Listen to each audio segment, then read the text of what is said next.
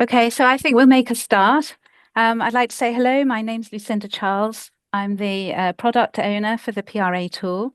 I work closely with colleagues in Cabby Compendium, PlantWise Plus, based in various regions. Probably some of them are a bit closer to you, as I'm based in the UK. I also work with the IT team. So I'm very pleased to have this chance to show you around. We've released a major update to the PRA tool at the end of June. With this update, we aimed to address some specific feedback from users to improve the accessibility and also to add some new features to make the tool easier to use. I've divided the webinar into 3 sessions. In the first one, I'd like to look at the recent changes around the homepage. So that's quite a short session. And then take a more detailed look at the new style pest-initiated PRA workflow. And then I'd also like to finish off with where you can get some extra assistance and also provide feedback to us. Okay, so if you haven't been into the PRA tool since the 25th of June, this may look a bit different for you. On the home page here, you can first of all see that there's a section at the top, this orange section here, which is where we present some news. So it's our way of communicating with users. And we use that to tell you if there are any new features that have appeared or whether we're scheduling any updates. But you'll see here, there's also a link here for a user survey. So if you get a chance to familiarize yourself with the tool, we'd be very pleased to hear your feedback. When you've read the message, you can declutter your screen by clicking on the X here, and that removes that message from the session. So here I am on the new home page. You'll see that I've started in the personal view. So this is the home page for my personal PRAs. But across the top here, I also have a few teams that I'm a member of, and I can click into those different teams and I will get the home page with the PRAs that have been created with that group. I'm really going to focus on the changes in the PRA tool, but there are some things which I'll just repeat probably that are familiar to you. So as before, there are 3 PRA types that you can conduct in the tool. There are 2 here, by pathway and by pest, which are for the unintentional introduction of pests. So by pathway, those are the pests that are associated with a particular import, with a very specific pathway, so you know which country you're importing from and what type of plant commodity. And in that pathway PRA type, there are multiple pests to assess. The other option is to conduct a pest-initiated PRA for an unintentional introduction of a single pest. So in this PRA type, you may be looking at multiple pathways of entry. And then the third PRA type is for live import, and this is for an intentional introduction, such as a biological control agent or a new crop for planting. It may be a pet species for display, something like that. So those are the 3 PRA types. In this session, I'm going to focus on the pest-initiated PRA with a walkthrough of that workflow, because this is the PRA type that has been updated this year. By pathway and for live import have not been changed, so there will be no difference for users of those 2 PRA types. So if we look here, the PRA list has been updated to provide you with some more information than you could access before.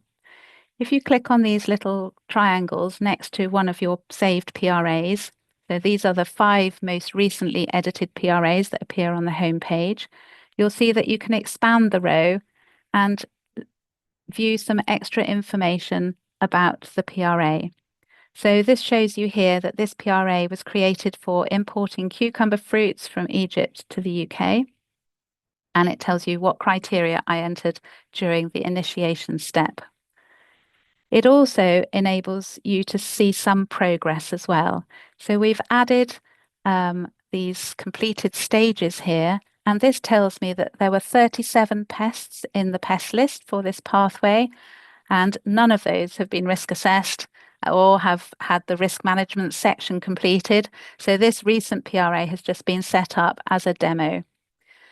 From this information here, it means that you can find out a little bit about your PRA before actually entering the edit mode. So it frees up the PRA for those who are editing it if you're working in a team. And it also means that it's quicker to access this information. So the report is also available from the PRA list and can be accessed here and downloaded. Reports for the pathway and live import PRA type initially show as an HTML view, but this is no longer happening for the new PEST PRA. It's going directly to a Word download. So that is behaving slightly differently from the older style PRAs. And that's because we don't think that it's so important to have the HTML view, and we'll see why later on. If I click on a PEST here, you'll see that the information about the PRA here shows me that, in fact, for this PRA, the risk assessment has been completed, but not yet the risk management. So without needing to go into editing mode, you can find out more information. So just as before, you can access the full list of your saved PRAs here, and there you can use the sort and filter functions in the table to locate PRAs from perhaps what might be quite a long list. Before we go into editing a PRA that's saved, which you do by clicking on the title of the PRA here as before, I just wanted to show you a little bit more around the home page and show you the user area for your user account. So this is accessed from the top right-hand corner. And you'll see that there are two sections here. One is my profile. So this shows your account details. There's a link here to my Connect. So that's your Connect account for the Cabby Digital Library. It's the same registration that you made for any Cabby product. So it's the same as the sign-in information for the Cabby Compendium. And there's a link here if you want to go and change your password or your username. You would do that in your Connect account. We no longer have a My Cabby account. That's sort of been superseded now by Connect, and a small section that has PRA Tool specific information about you. I just wanted to show you here that you don't very often need to do this, but if you wanted to change your language preference from English to French, then you could do that here. Usually this information will be captured at registration and you probably wouldn't need to change it, but the PRA tool is completely available also in French language. So also on this page, I wanted to show you the My Teams section. So I've clicked into My Teams and you'll see that it's got a team open here. It's a sort of different view from the team management that we had before, but it's just as simple. So this shows me the email addresses of the members I have in my team, and I can go from here to edit the team. And this enables me to add email addresses for new members and update the team. I can also obviously leave the team, and I can go directly to the team's home page by clicking on this link here. You can see that we're using these, what we call accordions, for expanding and collapsing the list. The accordions, you'll find, have been used on many of the new pages in the PRA tool. They're used to enable you to control how much detail you see on a page. So you can expand and collapse sections and keep your desktop tidy. So we'll see other places where they've been used. But if we go in here, you'll see that you're expanding and collapsing the sections, and these are called accordions. So for me, I've got a lot of teams that I'm a member of, and I'm very pleased I can now show or hide teams on my home page. Previously, they would all be appearing in a top section on my homepage, but now I have a choice of making them visible or hiding them by toggling this eye icon here. That's really useful. I think you can choose to display 8 teams on your homepage. What's worth remembering is if you invite a new member to your PRA team, that team will automatically display on their homepage. So they always have an alert that they've been added to a team. They'll also receive an email, but when they next log into the PRA tool, the team will by default show on their homepage. It's up to them whether they still want to keep it visible or not. So you can use this to alter the display of teams. I'm also mention here that you can create a new team. This is very similar functionality. You add your team name here. You still can't edit that team name. So once you've saved it, it's not then changeable. But here you can obviously invite and uninvite members to join your team, and those team members will receive an email. The display in My Teams will show you whether they have a PRA account or whether their status is pending, in which case the email that they're sent will ask them to go and register for a PRA Tool account. So the Create New Team is also available from the home page. And the reason why I'm mentioning in some detail about using the Teams functionality is because I want to remind you that if you want to set up a PRA and share the editing with colleagues, you need to set it up in a team. It's not possible to share a PRA that's been created on your personal page. So it's very flexible to set up a team and then invite others to collaborate with you on your PRAs. And it means that they can edit the PRA in the tool and they can also download the reports whenever it's suitable for them. So that's giving you an update on the new look of the Teams feature in the PRA tool. Just to mention here that the other change on this page is that the sign out button is now underneath the username. So to sign out of the tool at the end of your session, just click on this link here.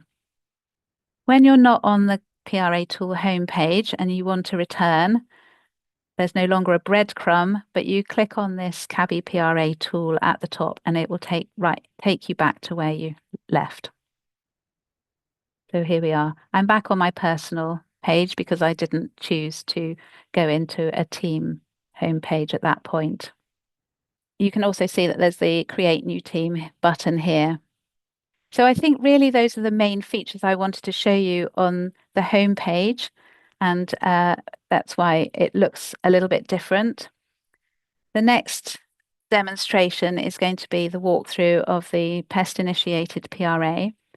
In this walkthrough of the pest-initiated PRA, I'm going to start a new pest by clicking on Start Pest here, and I'm going to recreate a PRA that I've already got saved so that I can then switch and show you one that has a bit more information in it. But I'd like to show you some of the things that we've changed and explain some of the reasons around those changes here. So at the beginning here, we've got a new screen, and you'll see it says here step 1 of 5. Here it's showing you that there are 5 steps to conducting the PRA. We're on initiation, obviously, where you need to start, and the others are grayed out because we can't move on to those yet until we've saved the initiation. But the other steps are categorization, the risk assessment, the risk management, and the PRA summary. Once you've completed sections, you can then move around them. And so it's worth using this small menu for navigating within a saved PRA. So on this page, we've broken down the initiation page that used to be all on one page with a lot of scrolling into 3 separate steps. So it leads you through in a more logical order. At the beginning, you can decide whether this is to be marked as a demo PRA. So this may be when you're just testing out the tool or doing a demonstration like this. And then you're asked to enter a title. So we're going to do Capra beetle risk to Kenya. Now, this title can be changed later, but obviously you need to put something meaningful so that you can find it in your PRA list. Then the next step is to indicate the reason for the PRA. So I've just mentioned that we've been doing some horizon scanning activities. So I'm going to select that. There are a number of different reasons that you could select from, and you just select the one that is the most appropriate. So it's just a select one of these. And then there's a text box here to provide some more information about the reason for the PRA. So this is like a place where you can put in information about the request.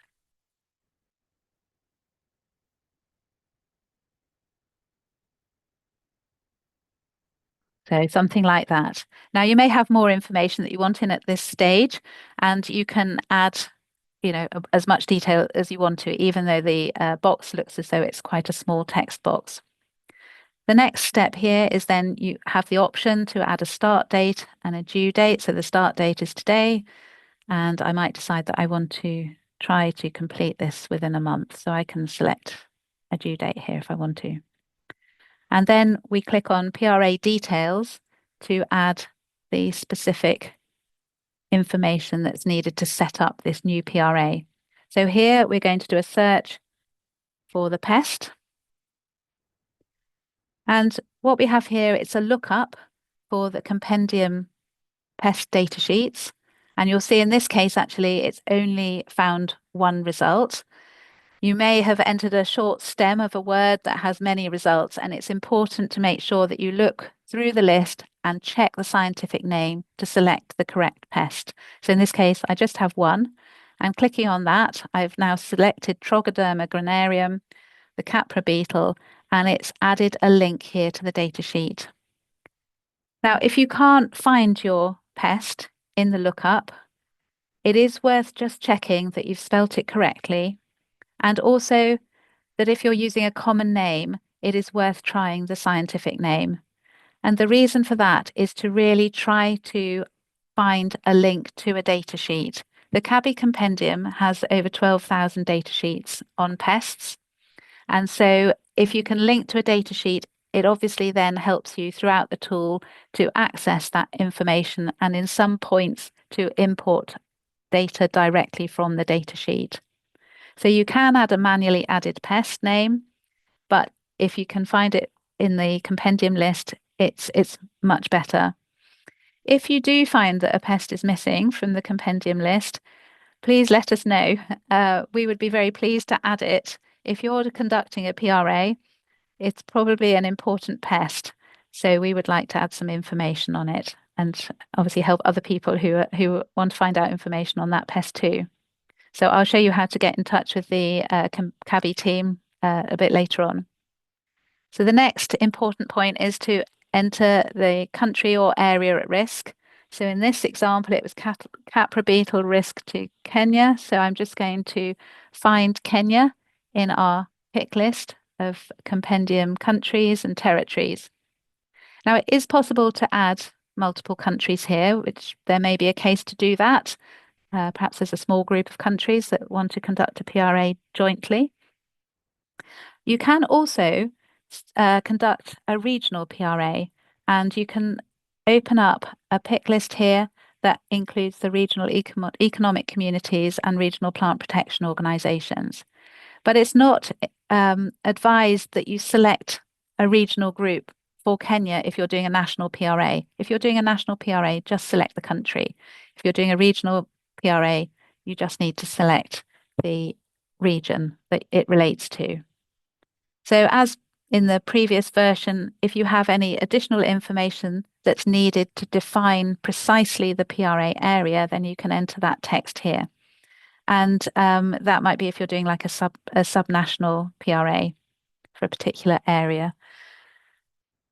So that's obviously critical information to set up the PRA. But the other important thing to remember is to check whether PRAs already exist that are relevant to this case. And so if you click yes here, are there previous or similar PRAs, you have an option to add in PRAs that may have been conducted for the PRA area. So in this case, I'm saying there are none, but there may have been one done some time ago. And you can also add in details of any PRAs that might be relevant. So they may be for the region. So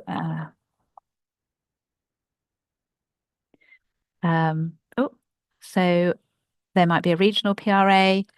There may be a PRA for neighbouring countries. There may also be PRAs for countries that are quite remote, but all existing PRAs will contain a lot of valuable information. And so it's worth spending a bit of time at the initiation stage to find extra information in other already existing PRAs.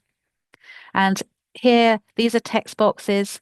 You can expand them. You can add in links where there's information on the web, and you can also add references here in the reference text box. So this is the same as we have at the moment. There's a references section that once you've started it is available to access from all the PRA pages. So you can add in reference here and it will be available on the next pages to expand on.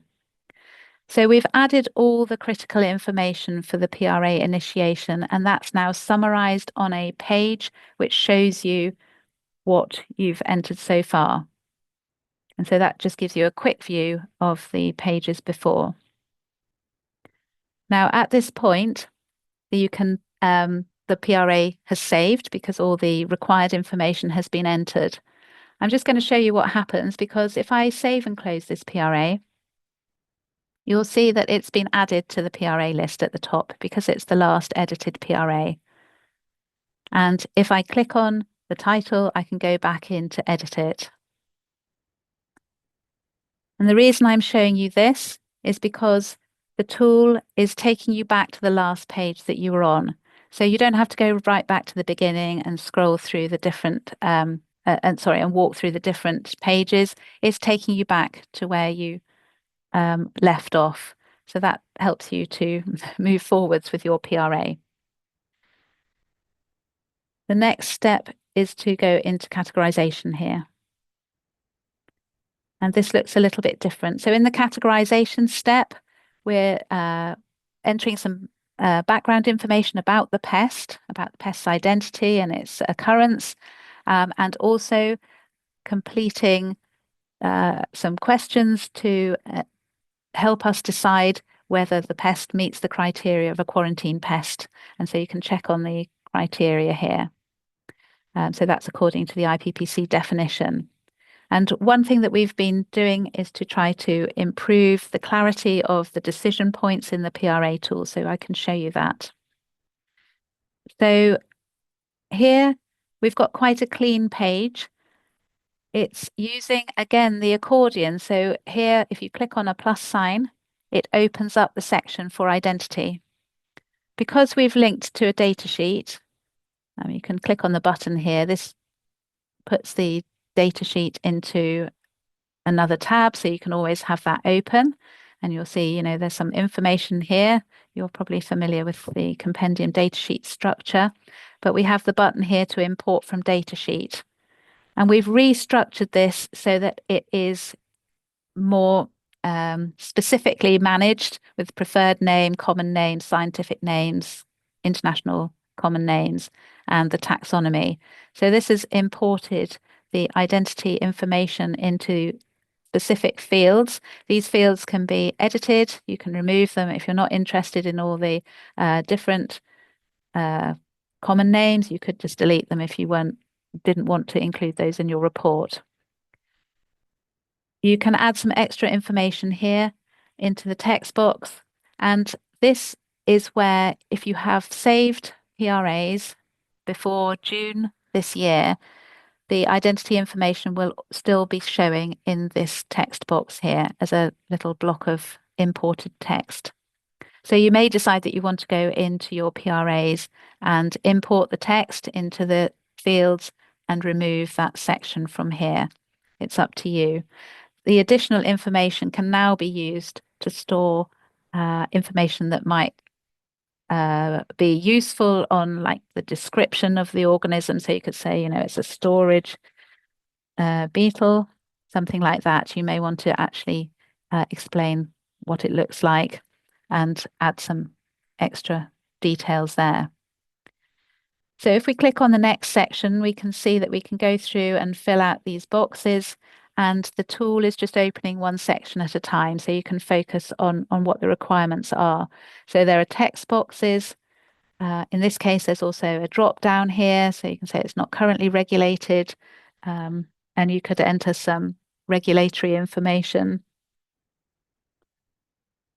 And you could have a list and what the statuses are in other countries. And then you can go on to the next section. I'm not going to obviously fill out all the details here, but this type of information here is found in sources that are outside of the CABI compendium. So, for instance, in the EPO Global database. So if we move on, there we can go on to the distribution summary, and we have an option here to import from the datasheet. And this is allowing you to import the global distribution. That tells you what date it is. It is possible to come back and actually update it and see whether it's changed, but you might want to just have a look at the datasheet if you want to look at any updates. So you can add in some extra information. It is native to, and you could add details here. Some of this extra information that you want to add maybe in the datasheet. There's also the text section for hosts. I'm not really going to go through all of them. What I wanted to show you is the view now is indicating where you've entered some text with this little text comment here. So it helps you to keep track of where you've visited a section and entered some content and where you might not have actually started yet, because you can come back to the PRA tool and enter these sections in any order. So the last part really is to look at the summary here. So categorization, in the past, we felt it was asking you to enter quite a lot of text, and some people were putting information in here to answer the question for potential for establishment for this pest in the PRA area and potential for negative impact. They were answering this quite fully in text, and it was taking quite a long time. And we felt actually most of that information probably needs to be put into the full risk assessment rather than here. And the categorization is really just a short step to help you to decide whether to proceed with a full risk assessment or not. So it's just a check to make sure that you are thinking about the criteria for quarantine pest status. So if you answered that a pest was not likely to establish here, you'll see that it then gives you the conclusion and the next steps guidance. So here it says, based on your answers, it does not have the characteristics of a quarantine pest. You can go straight to the PRA summary and complete this PRA. So you can skip straight to the PRA summary, and you've done some work. It's worth reporting this. It's worth completing the PRA, but actually the conclusion after the categorization is that a full risk assessment is not justified. If I change that first answer here, that from not likely to establish to yes, it has potential to establish, or even I'm not sure, it will tell you to proceed with the risk assessment.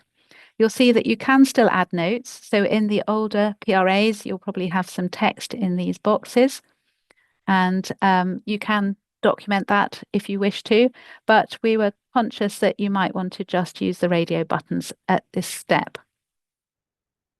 So this conclusion of the categorization is a bit clearer here, but also in the PRA report as well. So once you've concluded the categorization, you can then move on to the full risk assessment. The other thing that I wanted to mention here is that we've implemented automatic saving in the PRA tool. So this is something that we've responded to users about. In the past, we had a lot of manual save buttons on the PRA pages because we were trying to save a lot of information on big pages. Now, as soon as you have moved off a section, it will be automatically saving to the PRA database. So this helps to keep your information safe, and it also means that you don't have to think about saving as you go through on this PRA type. Let's just go to the full risk assessment and have a look at what that is looking like in the new UI. So it will be familiar because we still have the same tabs. The steps are still the same.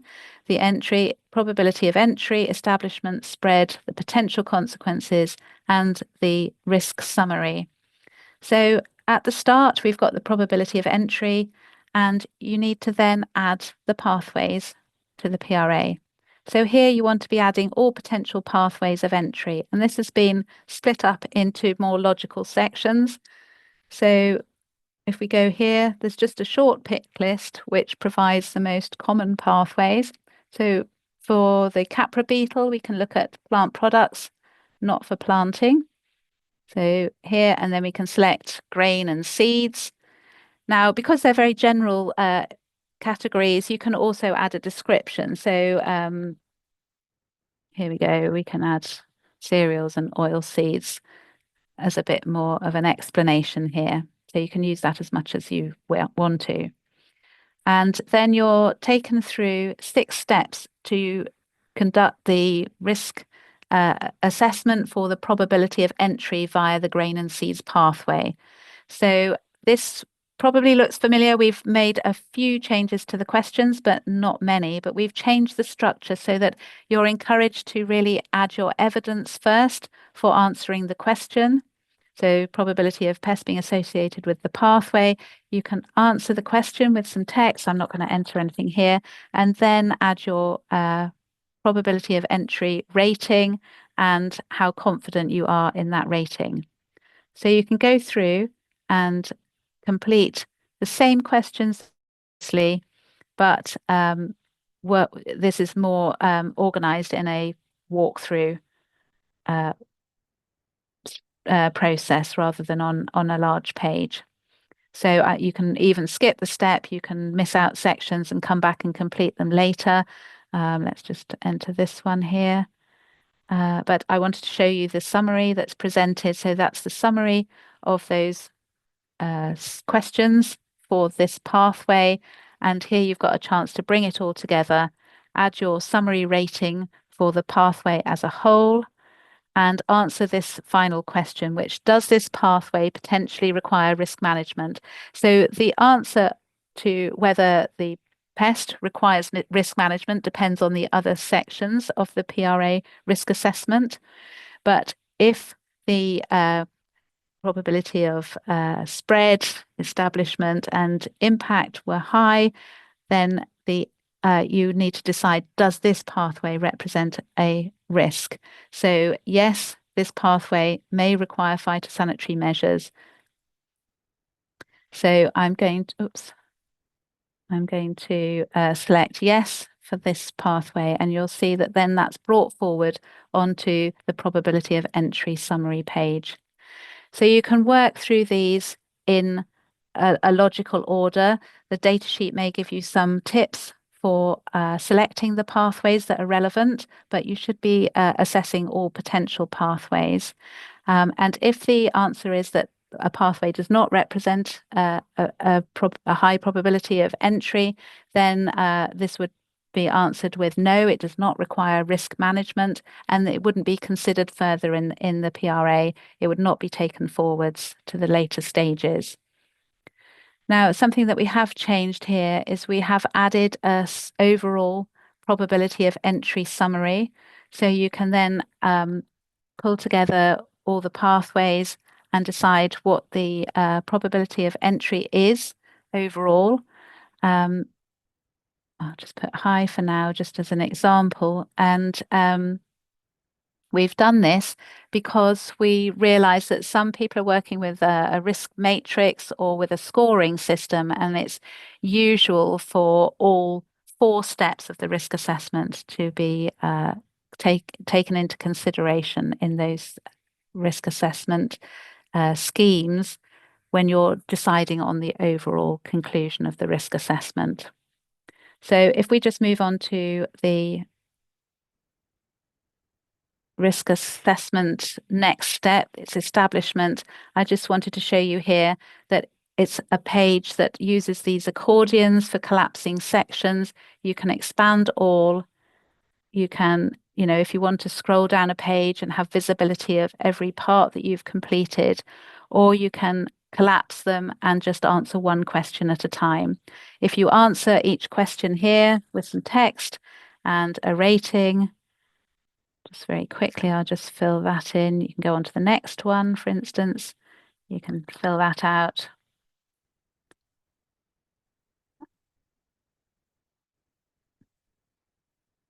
And if I go here, you can expand all, collapse all, but you can see that what's brought forward here is the probability rating and the confidence level, and also the indicators that some text has been added to that section. And so this helps you have better vision of the overall step in the PRA so that you can summarize it. So it's the same sort of format for establishment, spread, and potential consequences. But it's enabling you to be able to review quite quickly what you've completed in a PRA or what your team member has completed in a PRA that you're working on jointly. So you can then summarize this section, summarize the probability of establishment with your ratings and confidence levels. So I'm just going to save and close this PRA and take you to look at one that's already got more data in it so that we can get a better idea of what that looks like. So if I go into a team, so this is the CABI PRA team, and here I've gone to this PRA, which is the same, the same initiation, and we can open that. So when I open that, you'll see that it's actually opened up on the PRA summary because that's the last page that I was editing. But I can use this menu here to go back and move around the different steps in the PRA. So this is a completely different PRA. This is one that's saved in my team, but it's just an illustration of a PRA which has more content in it. So here we're on the probability of entry, and you'll see that more pathways have been assessed here. So for instance, the seeds for planting will not be considered further in the PRA in this case, but the others will be. For machinery and equipment, the outcome at the moment is I'm not sure, so some more work is still required to determine the risk or the probability of entry rather for this machinery and equipment pathway. So you can see that there's some information here and there's references that have been added for the PRA. So it's starting to contain quite a lot of content. If I move on to establishment, you'll see that this page has got more sections completed. And there's been a summary. So I'm not going to dwell on it too much because I think the format is probably familiar to PRA Tool users. The only one that we've really changed is the consequences, where we've reorganized this section to look at the impact in the current geographic range separately from the PRA area. So there's a small change there. But I hope this means that you're able to see a sort of cleaner view of the PRA. If we look at the risk summary, it's all brought together here, and the pathways are visible. The new probability of entry, rating, and confidence is included here. You can go back and edit it, and here that you're pulling together the overall risk based on the ratings and confidence levels in all those steps. So to be clear on the decision point here, the conclusion of the risk assessment is, does this pest, so does the Capra beetle require phytosanitary measures to reduce the pest risk to an acceptable level? Yes or no, or I'm not sure. If you say yes, it's recommended you continue to risk management. I'm not sure, then you would be required to answer some more questions. If the conclusion is no, it does not require phytosanitary measures. It does not meet the criteria of a quarantine pest. You can go straight to the PRA summary. So it's directing you there. If we have a look at risk management, the page has been adjusted so that all of the pathways that require risk management are listed here. And if we click into them, you'll see that there are opportunities to add the interventions at various steps in the pathway, the same steps that we use already in the pathway PRA type. So if you've got an older PRA, you'll just have information in one summary text box, but now you can actually pick from a list of options here. So let me just show you how that works. So you can choose to look at the place of production. You may decide you want to specify the harvest time, for instance, and you can add a measure, and you could add some notes on this as well. So we've just added that. There are also some general measures which are not related to any specific pathway, and you can add risk management options for those too. And the summary is where you would pull that all together. You then have an option to complete risk management, and that tells you that that section has been done. If you go on to the PRA summary, you'll see that it's giving you an overview. You can expand to display all the information that you've entered. You don't need to go and create a report in order to see what it's going to look like. You can see that the content of the report is visible on screen here. So if you can collapse it again, you can open individual sections. You can go back and edit those. So to conclude the PRA, you've got the summary text box, which you can consolidate your findings from the risk assessment and recommendations for risk management. You can add in the next steps and the contact details for the PRA report. And you can also obviously make sure that the reference section is now complete. To conclude the PRA, you can mark it as complete, and that will show up in your PRA list. So at this point, you can either save and close the PRA, or you can download the report. So I'm just going to quickly show that. So this is downloading directly to Word, and there's a new report style. So the pathway and live import reports remain the same. This one has a different report style, and we'd be very pleased to hear back from you what you think. We have got a user survey running, and you can also contact us in other ways as well. I'll tell you about that. But as before, it's useful to use the navigation pane here. And if I click on categorization, you'll see that it's more explicitly shown in the report as to what the conclusions are in those steps. So I'm going to close that quickly. So I think I've really gone through the PRA by pest workflow. I see that time is running very short. So I just wanted to cover the places where you can get extra information to help you with PRA.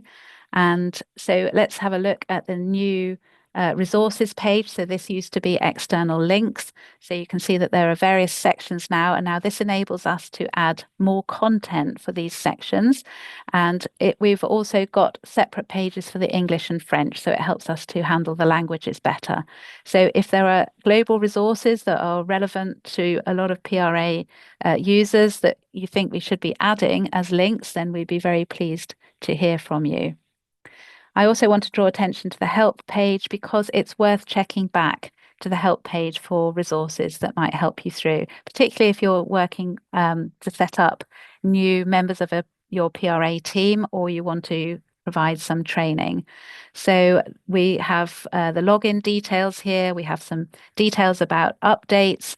We also have training resources as well. So these are all being updated at the moment. So you need to bear with us for a little while because the materials need updating, but they are, that is happening at the moment. So there will be new videos and some more PowerPoints, but I just wanted to take this moment to show you where they are.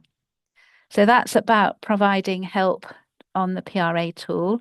I also wanted to show you that there is this support link on every page. So if you have a technical difficulty, you can click on the support link and it will create a support ticket and enable you to create a screenshot of where you are in the tool. So please do that. And then I've been talking quite a lot about providing feedback to Cabby, to the team. So if we go on to contact us, you'll see that there's various ways that you can get in touch with us by email.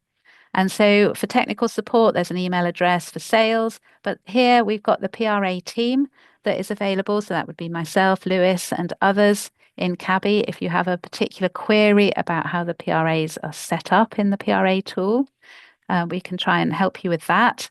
There's also a link here for the compendium, and I mention this because we're very keen to receive updates from verified sources with references to update the pest information that we have in the compendium. The PRA tool is driven from compendium data, particularly the pathway pest lists that are generated, and so we would like every opportunity to try to update that and make that better. So you don't have to remember any of these. You can just go on to contact us at the bottom of the PRA page to do that. So I think I've covered the main ways that you can find some extra help and also contact us. And I'd just like to say once more that we would like you to complete our user survey if you have time after you've familiarized yourself with the tool, because the team is still working on new developments and improvements. And it's only really by hearing back from others that we can prioritize where our resources go. So we would be very pleased to hear from users, from all of you.